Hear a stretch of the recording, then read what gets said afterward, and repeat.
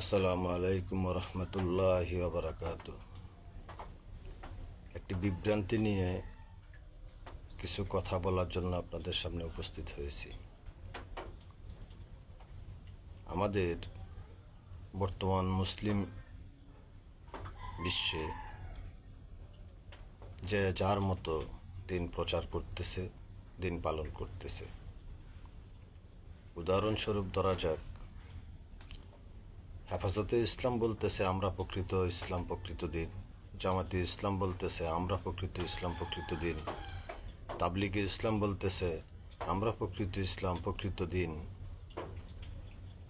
আবার তাহারিকে ইসলাম বলতেছে আমরাই প্রকৃত ইসলামের ধারক বাহক, বাকি সব বাতিল। আবার হেজবুত তাওহীদ বলতেছে আমরা প্রকৃত ইসলাম, আমাদের কাছেই প্রকৃত ইসলাম, বাকি সব বাতিল। আবার আহলে সুন্নাত ওয়াল জামাত বলতেছে আমাদের ইসলাম প্রকৃত ইসলাম, আল্লাহর নবীর ইসলাম, বাকি সব বাতিল। আর আমরা সাধারণ মুসলমানরা দিন সম্পর্কে, ধর্ম সম্পর্কে অজ্ঞতার কারণে, ধর্মের সঠিক ইতিহাস সংস্কৃতি না জানার কারণে এদিক সেদিক ছুটে বেড়াচ্ছি।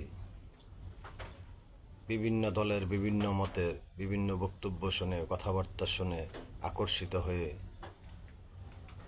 যে যার মতো বিভিন্ন দলে যোগদান করতেছি, যে যার মতো বিভিন্ন দলকে অনুসরণ করতেছি, বিভিন্ন ব্যক্তিকে অনুসরণ করতেছি।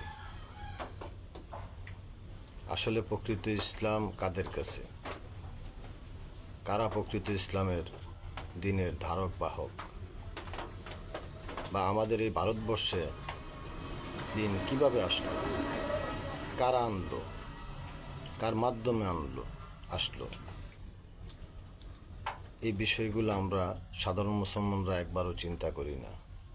আমরা মনে করি একজন শায়েখ যা বলল সেটাই সঠিক, একজন হুজুর যা বলল, একজন ইমাম যা বলল তাই সঠিক। তো একবারও চিন্তা করে দেখি না যিনি দিন নিয়ে, এই শান্তির ধর্ম ইসলাম নিয়ে, মানবতার ধর্ম ইসলাম নিয়ে শান্তির বাণী শোনাতে, আল্লাহর মনোনীত হয়ে, আল্লাহর প্রিয় হাবিব হয়ে, রাসূল হয়ে, নবী হয়ে পৃথিবীতে আগমন করলেন, উনি কি বলে গেলেন? উনি কাদের কাছে